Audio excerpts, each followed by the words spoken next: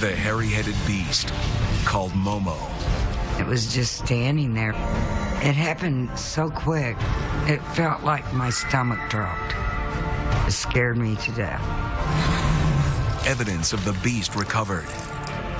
There's nothing that I know of that would leave a print that looks like that. Monsters that strike from the shadows. I woke up in the middle of the night and I saw a shadowy figure. And I started screaming. I was scared, inconsolably scared. The bizarre bat monster that took on an entire town. This creature terrified this town. They're afraid, what can it do to our kids? We're staying inside. It changed this town forever.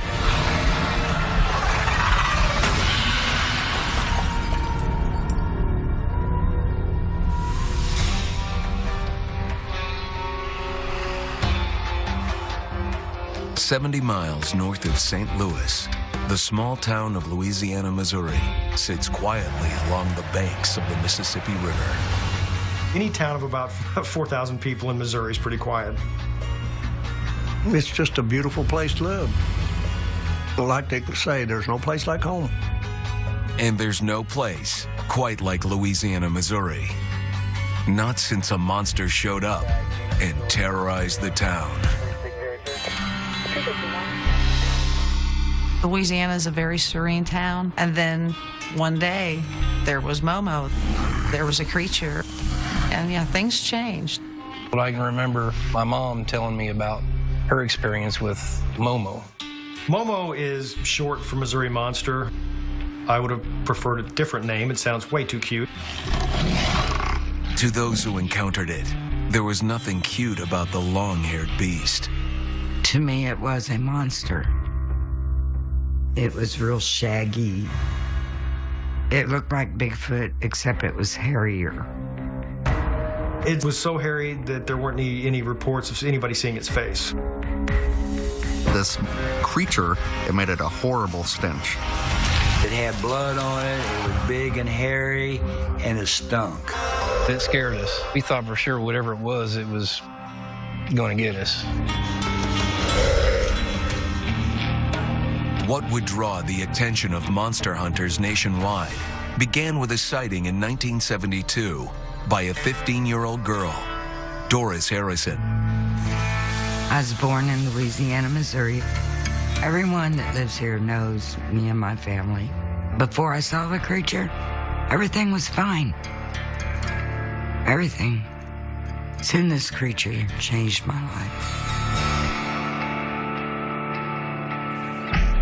The morning of July 11th, 1972, started off as a typical summer day for Doris.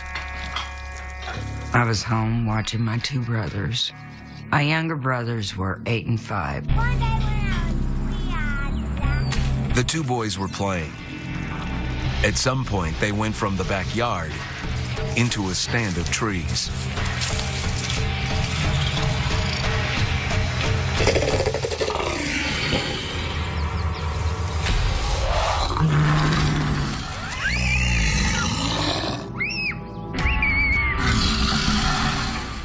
I was cleaning, and all of a sudden they just bursted through the door.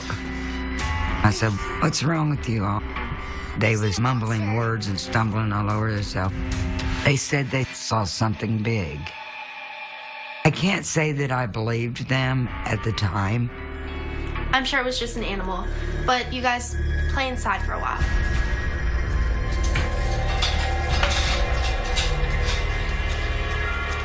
There was a window.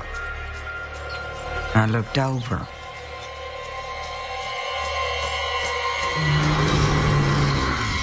It was just standing there, carrying something under its arm. And there was some blood. It felt like my stomach dropped. It scared me so bad, it scared me to death. I dropped everything, called my dad at work. And I was telling him, don't go outside. I lost my way of thinking even. I was afraid it was gonna come and get us. I was scared.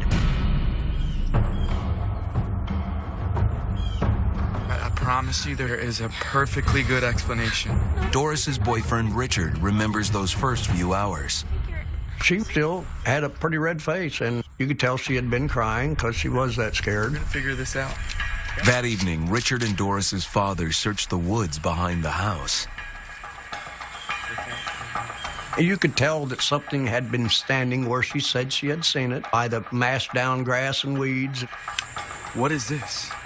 The question was, what exactly had these children seen? The creature was large, almost 8 feet in some reports. A big giant head that almost looked like it had no neck, covered in fur head to toe. There were no Momo reports of it attacking people, of being violent towards humans in any way.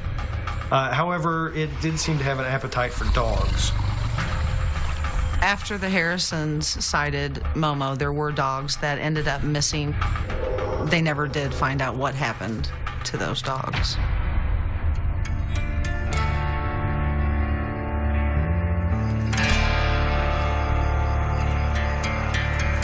The Harrison family tried to continue with life as usual. Soon after the encounter, Doris's father assembled a prayer meeting in the backyard to help family and friends cope with their fears about a beast in the woods. The spiritual comfort didn't last long. Well, we were having our prayer meeting, and there were numerous people there. It was dark, and my dad was sitting outside strumming on his old guitar, even though he couldn't play a lick. And Richard was there.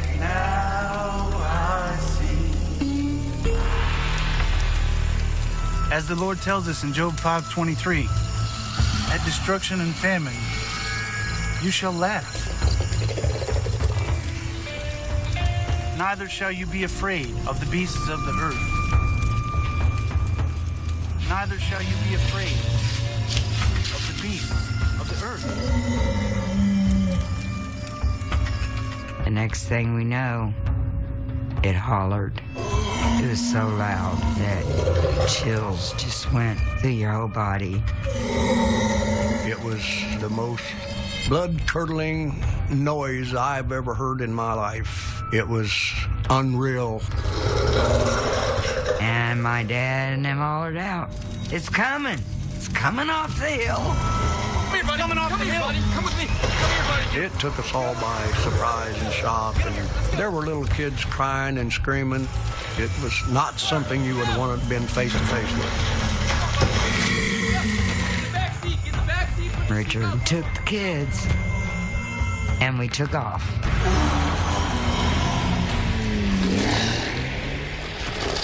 Doris and her family left their home by the hill and warned others to stay away. Momo was on the move. When I was 7 years old, I lived on a farm way out in the middle of nowhere. With reports of this creature in my backyard, basically, I was pretty scared to go outside. Our grade school is a 3-level building, and on the top floor, the kids that were in the classroom at the time looked out the window and saw Momo. Teachers saw it. There were 2 different teachers in the classroom at the time that saw it. Both those teachers and the children in that classroom still swear that what they saw was Momo. Momo was on a tear through town, stirring up trouble and fear. My great uncle Ellis, when he turned the light up in the road, there it was standing there looking at him. Thought it was about 6 foot, maybe 7 foot tall. Scared the hell out of me. I mean, I'm only 14 years old, you know.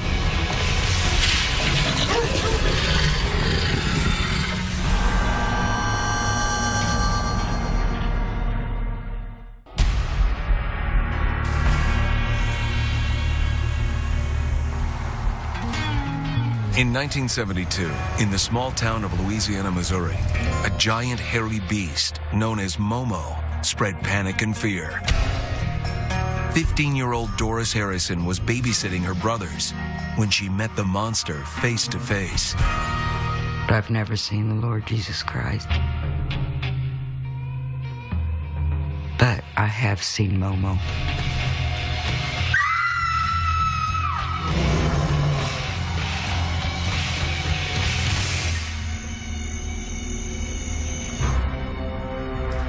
Days later, 14-year-old Dave Miner was heading to bed when he heard his uncle yelling outside. He looked like a ghost. He had a t-shirt on. You couldn't really tell the difference between his skin and his t-shirt. They were both white. He was really shook up. Dave's Uncle Ellis had been resting on the porch, his dog nearby.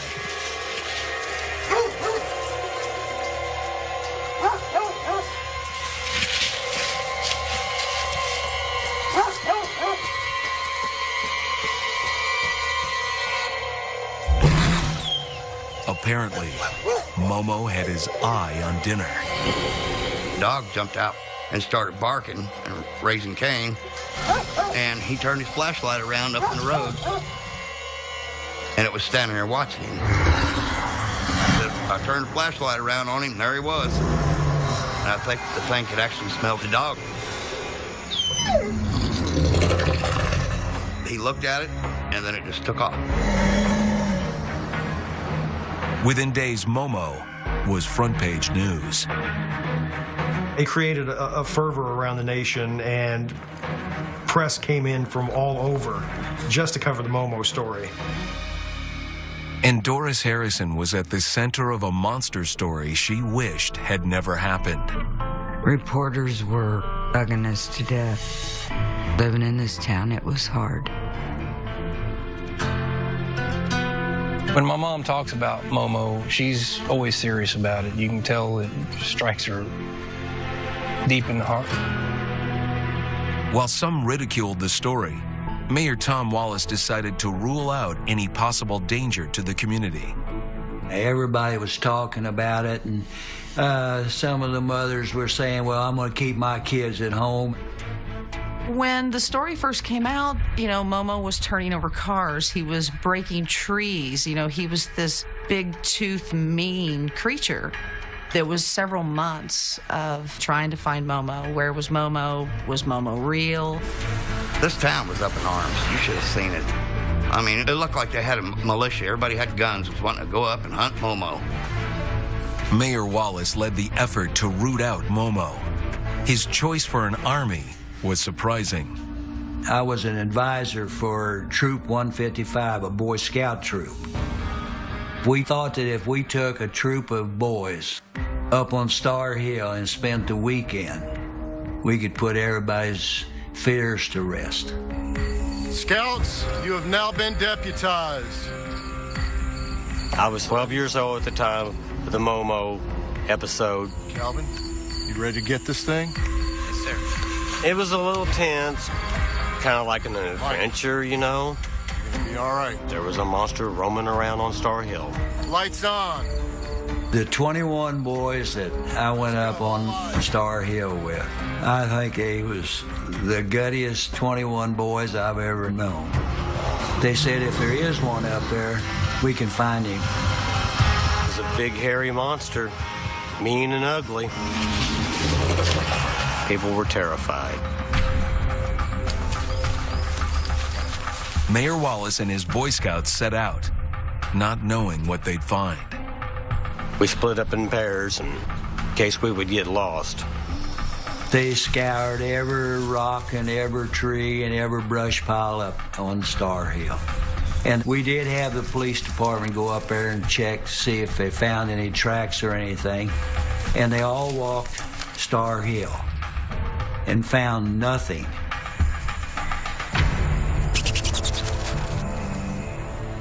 Just when it seemed the monster had disappeared without a trace, one family found a way to preserve a bit of proof. The only piece of physical evidence that I know exists from that time is this footprint. There's nothing that I know of that would leave a print that looks like that.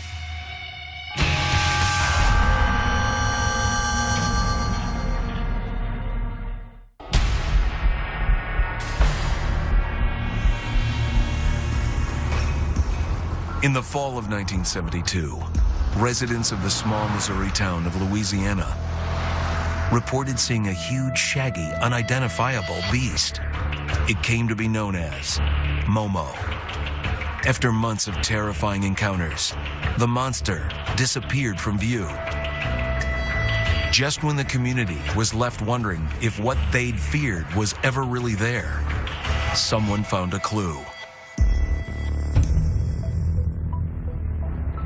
My father received a phone call from one of his friends saying that I found prints in my garden, and I believe they're prints of Momo.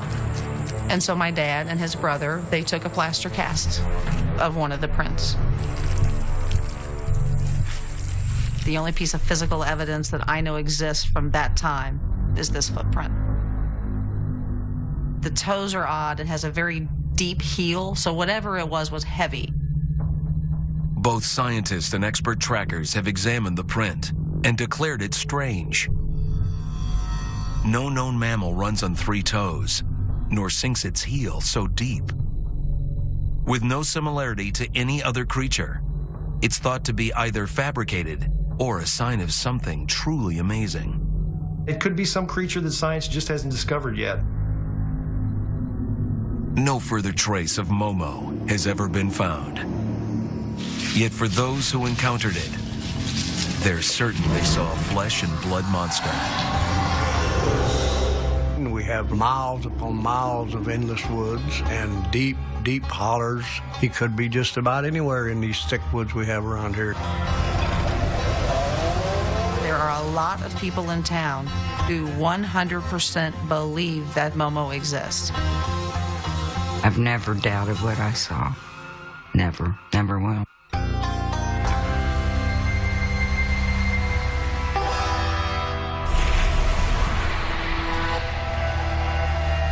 300 miles west of Momo's stomping grounds is the small town and farming community of Maryville, Missouri. Here, an entirely different monster lurks within the darkness, one that strikes out from the shadows.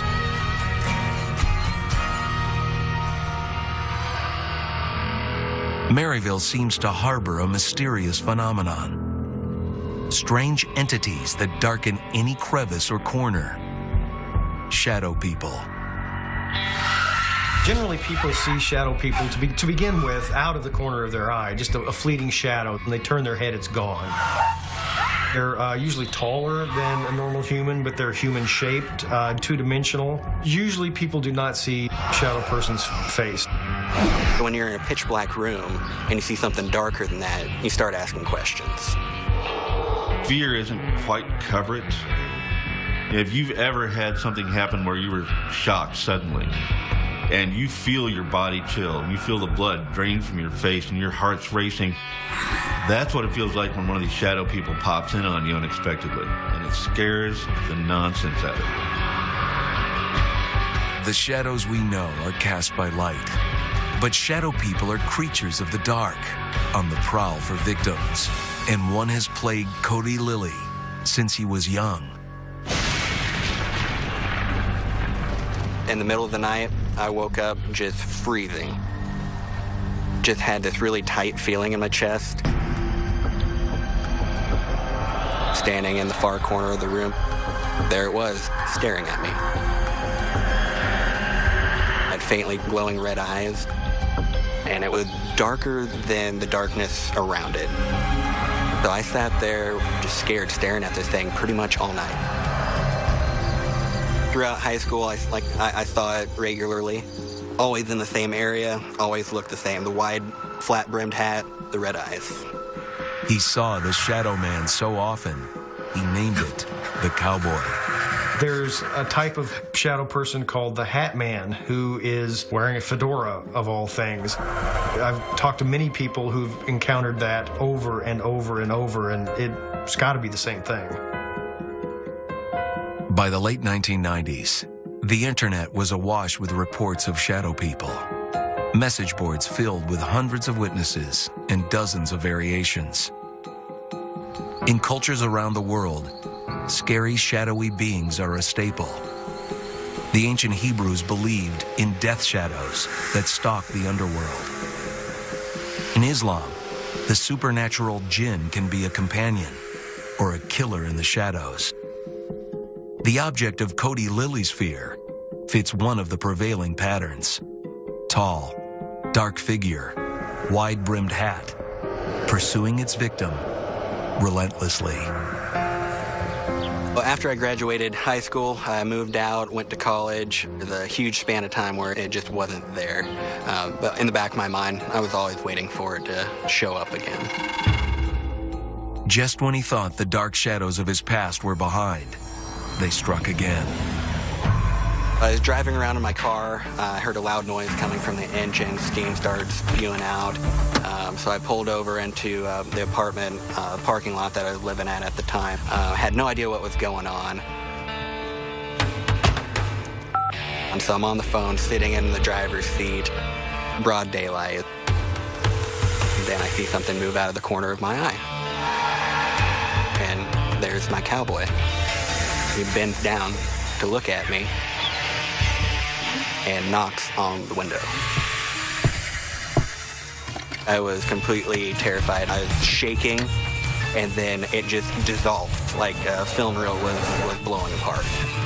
It was insane. I think it came back saying, hey, I haven't left you. I'm still around. I'm still watching. It's been 2 years since that day in the parking lot. Cody lives with his wife in their home outside of Kansas City. He still dreads the shadows' next visit. Every night when I go to bed, you still look at the shadows just waiting for it to pop out.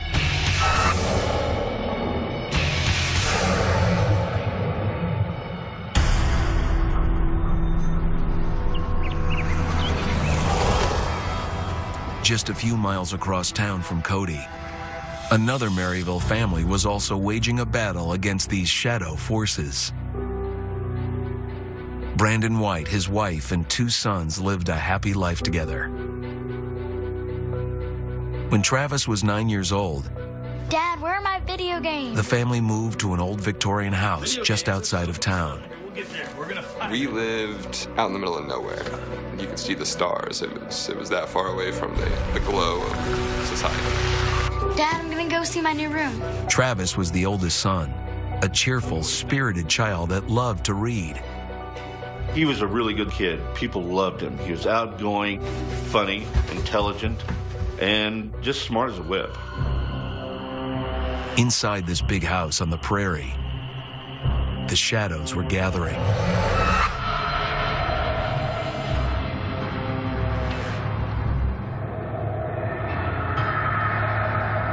We actually were seeing strange goings-on around the house. Just things that we couldn't explain, just by saying it's an old house.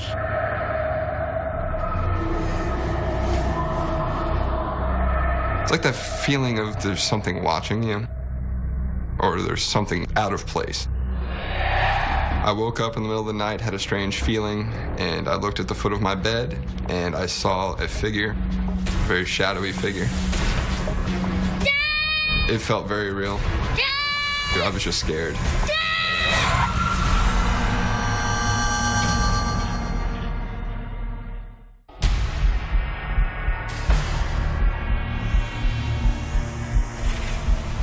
In Maryville, Missouri, there are rumors about shadow people. One night, 9-year-old Travis White woke up to this sinister world of shadows. I was scared. I was inconsolably scared. I had no idea what was going on, and I couldn't even rationalize why. The shadow people experience is as real as you're sitting in a room talking to someone. They're looming over the bed or leaning through a doorway. They have blood-red, blazing eyes, and they seem to elicit an unnatural fear in people.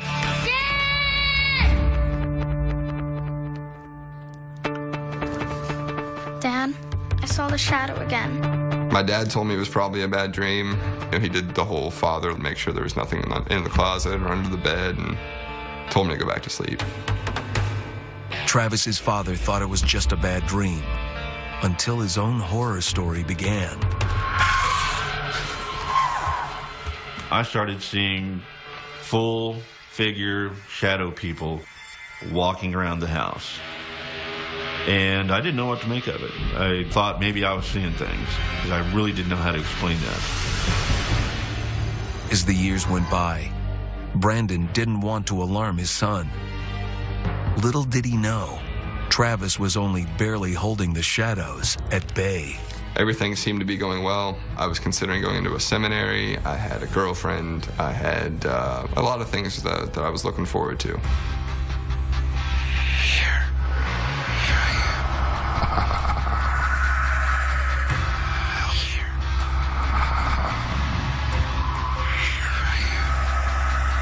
In the back of my mind, I kept thinking, it's going to show up again.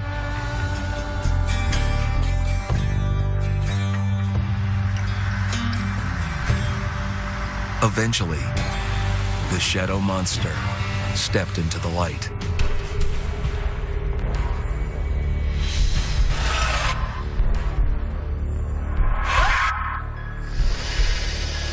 When I was 17 years old, I would wake up and this face would kind of be there.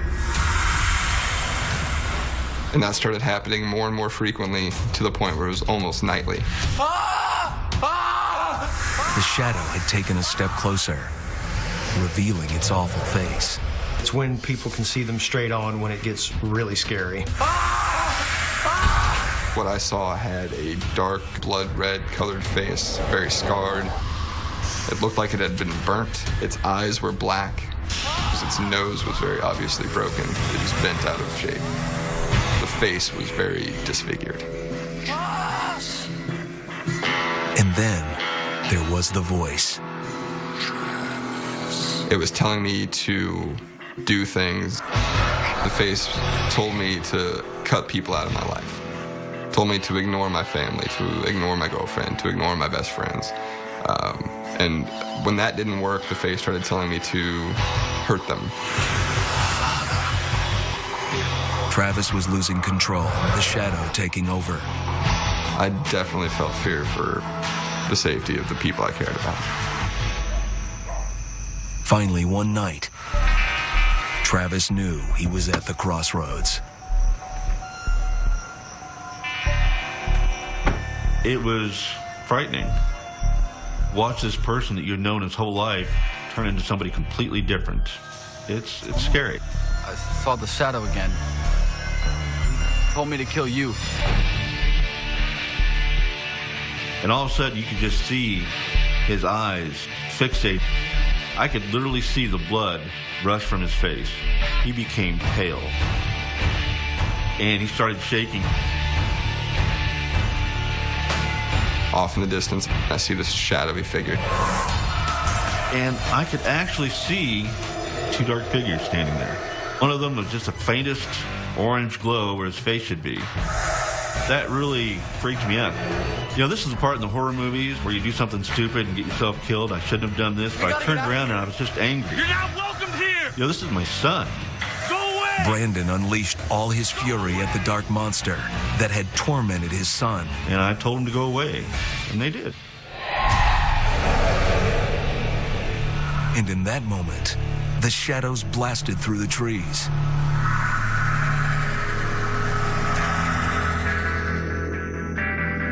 Part of me is afraid of the face coming back with that kind of strength, but at the same time, I feel like if I beat it once, I can beat it again. I don't think that you can ever get rid of these things. You know, they're still out there. And the possibility exists that, you know, if you're not careful at any time, you could open yourself up to them.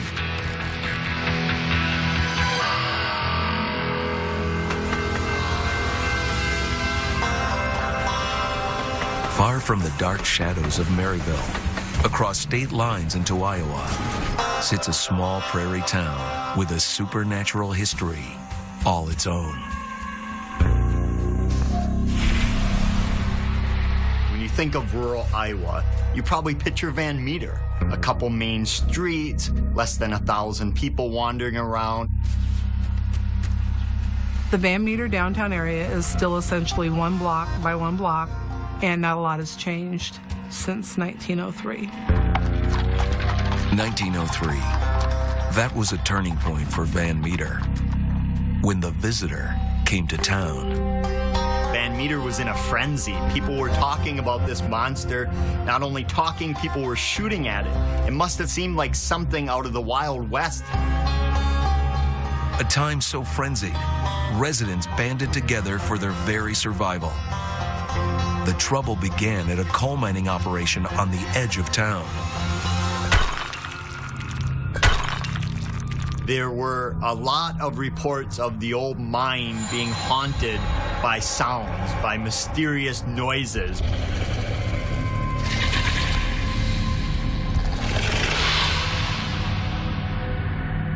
The old generation ahead of me was afraid for their kids to go up there.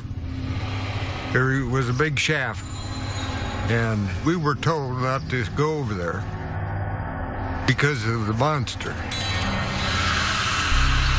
Once, from deep inside this ground, a bizarre bat creature emerged.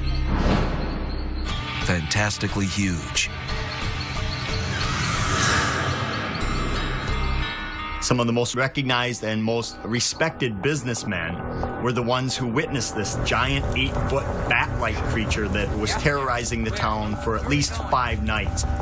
You had a doctor, a school superintendent, a hardware store owner, an implement dealer, one that worked at the bank. These were macho men at the time, carried weapons, they prided themselves on their bravery and confidence. But they were helpless against it. It seemed to be impervious to their weapons. They were unable to do anything to fight off this mysterious monster. This creature terrified this town. I mean, they almost lost all control because they were afraid of this monster. They're afraid, what can it do to our kids? Change this town forever.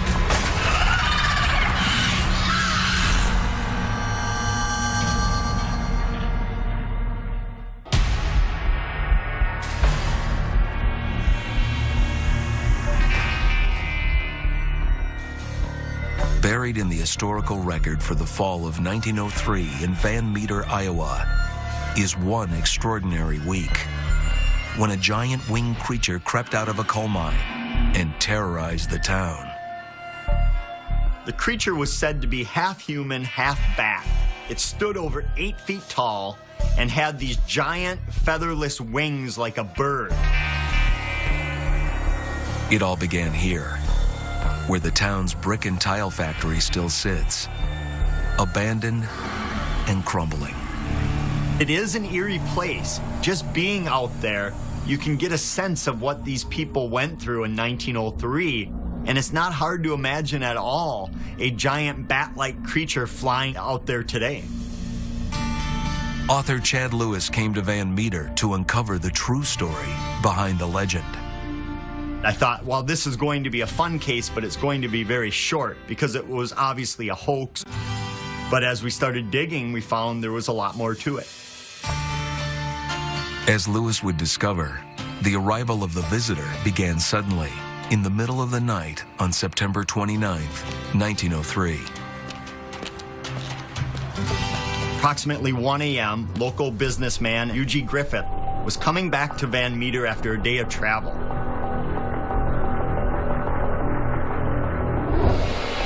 And he noticed a mysterious light hovering over the building. He thought it was a robber.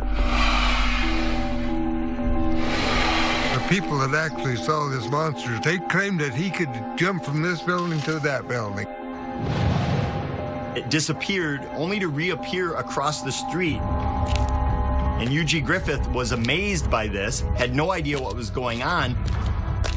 People thought the light was nothing more than robbers with lanterns trying to scope out the bank. But they soon found out it wasn't. The following night, fearing the bank was in danger, Peter Dunn, the bank manager, arrived to protect the town's funds.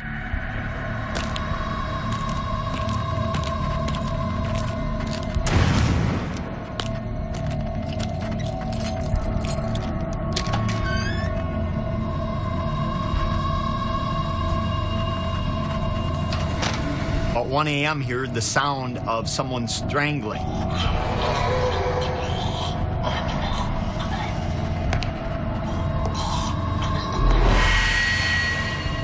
At that moment, a bright light started shining into his room.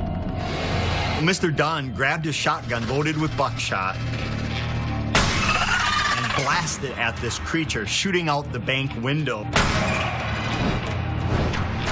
In order for Mr. Dunn, a well-respected businessman, to blow out the front window of the bank, something must have terrified him. Peter Dunn was the boss. He run the town. Pete Dunn did. Whatever he said, that's it. So if he believed in the monster, everybody did.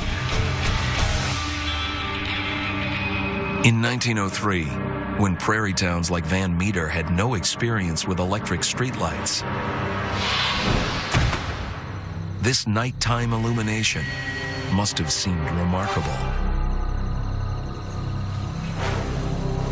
Next night, Dr. Alcott, who was sleeping above his office in the building, he was awoken at approximately 1 a.m. as well with a bright light. And this was so bright it nearly blinded him.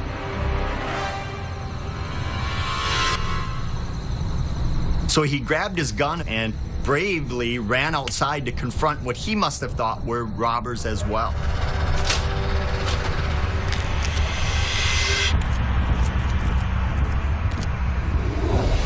That's when he came face to face with this giant, what he called half-human, half-bat-like creature with featherless wings like a bat, with a blunt horn on its forehead and a light that would emanate from the horn.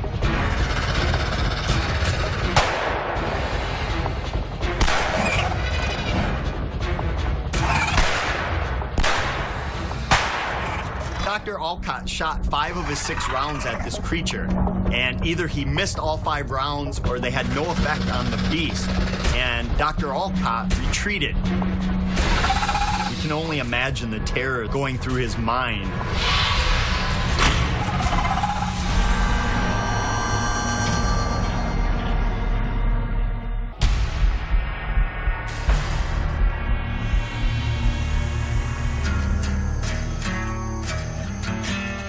In 1903, the small Midwestern community of Van Meter, Iowa, awoke to find themselves confronted with a gigantic bat-like creature.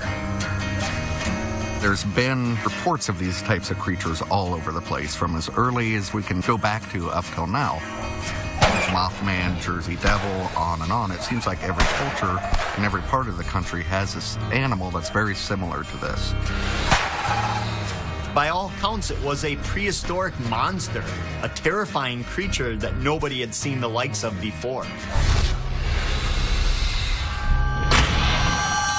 The neighbors, the small businessmen, they were all talking about it, and fear was building. The siege had already gripped the town for 3 days running. They were terrified. They were locking doors, they were pulling their shutters. People were more careful of their children, making sure they were in. Just a feeling of fear.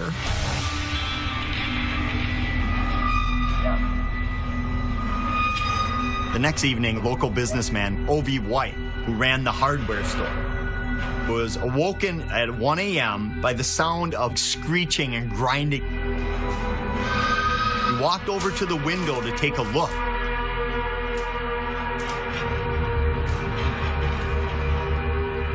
He saw this giant visitor bat creature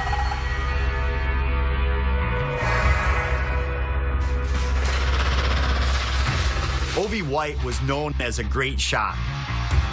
He took deliberate aim, shot this giant visitor bat creature, and all it did was anger it. Creature turned its light right on Mr. White while releasing some type of odor.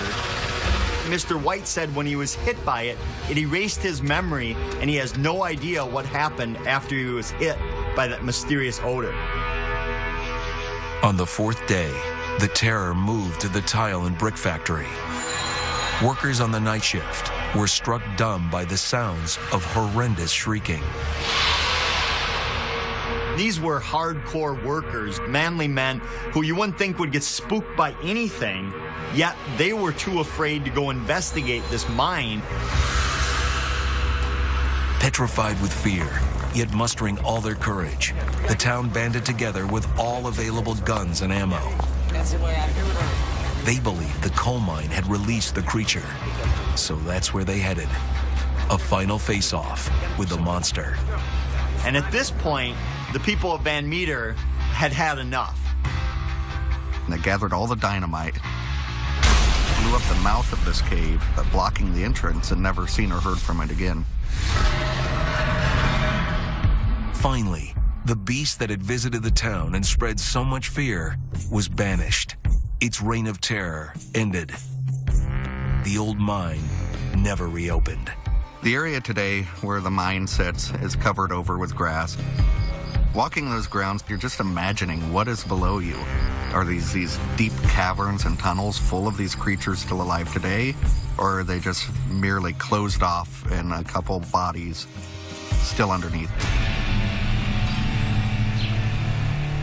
Current Van Meter librarian Jolena Welker has heard all the old stories about the town's infamous visitor. She never thought she'd have a visit of her own. I've lived here just since 1983, although I grew up near here. Now that I'm the librarian, I pretty much know everybody in town. Yet Jolena felt she didn't know enough about the 1903 town panic.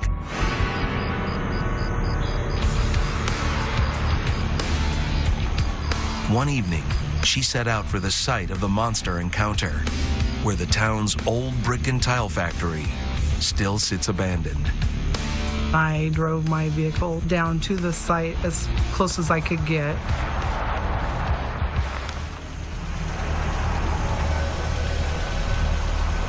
And I just thought I'd go out and look at it. I did think I might see something.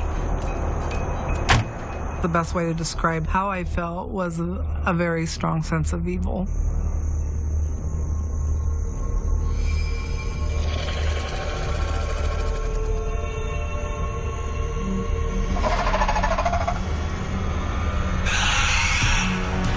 And I got very afraid.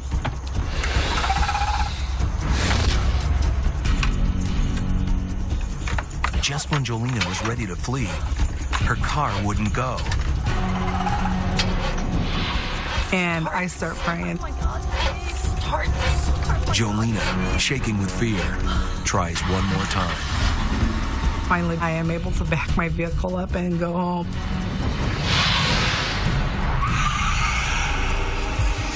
I've spent many nights out by the old mine, and it is truly a creepy atmosphere out there. It doesn't take much to imagine that these creatures are still living there, and that if you look up into the sky, you might just see an 8-foot monster coming down after you.